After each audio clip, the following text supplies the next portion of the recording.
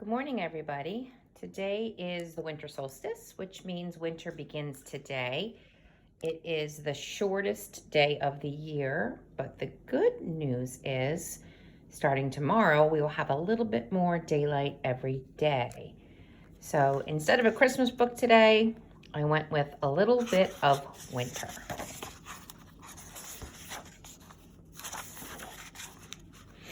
Winter was coming.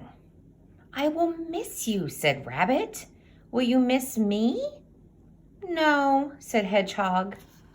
"I'll miss you," said Rabbit. "I know," said Hedgehog. "You just told me." "You are so forgetful," said Hedgehog. "Forgetful?" said Rabbit. "Yes," said Hedgehog. "I already told you why I won't miss you." "Oh, remind me," said Rabbit. "I will be asleep," said Hedgehog. "You don't miss your friends when you're asleep." Hedgehog picked up a little sharp stone and walked to the tree. "Rabbit," he said, "there's something I want you to do for me." Rabbit ate a little green grass and then a dandelion leaf and then some clover. Hedgehog wrote a message on the bark. "Dear Rabbit, please save me a little bit of winter for when I wake up. Love, Hedgehog." "I've written it down so you won't forget," said Hedgehog. "Please save me a little bit of winter." "But why?" said Rabbit. "Because I want to know what winter feels like," said Hedgehog. "Oh, winter is hard and white," said Rabbit. "Winter is cold." "Oh, but what is cold?" said Hedgehog. "I'm cold now. Cold and sleepy," he yawned. Rabbit prodded his friend.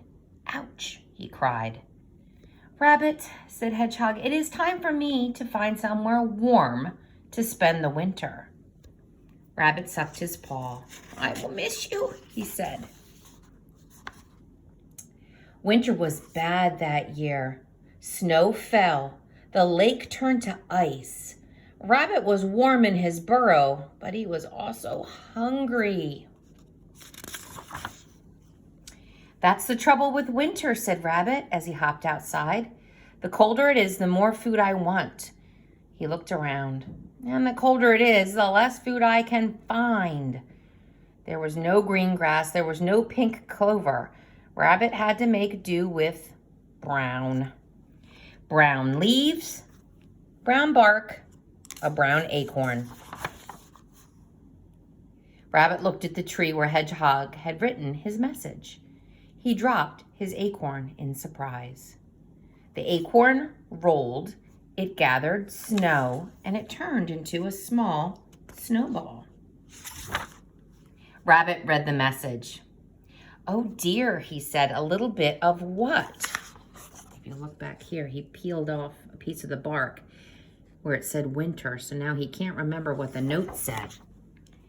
The wind blew icy cold. Rabbit looked down at the snowball and he remembered. "A little bit of winter," he said. Rabbit rolled the snowball over the snow. It grew bigger and bigger, and Rabbit wrapped the snowball in leaves. "They will keep the warm out and they will keep the cold in," said Rabbit. "Then I'll store it underground." Spring finally came. The sun shone, the snow melted, and the lake turned back to water. Hedgehog woke up. "Hedgehog," said Rabbit. "Rabbit," said Hedgehog. "Oh, Rabbit," said Hedgehog, "you have eaten winter." "No," said Rabbit, "I ate the bark, but I saved winter. It's in my burrow. I'll go get it." Hedgehog poked at the soft brown ball. "You told me that winter was hard and white," he said. "And cold," he said. "Just wait," said Rabbit. He pulled off the leaves one by one. Hedgehog stared at the snowball. It looked like winter. Hedgehog sniffed the snowball. It smelled like winter. Hedgehog grabbed the snowball in his paws. Ouch, he cried, it bit me. That, said Rabbit, is what winter feels like. Thank you for remembering, said Hedgehog. I remembered because I missed you, said Rabbit. Did you miss me? Hedgehog sighed. Oh, Rabbit, he said.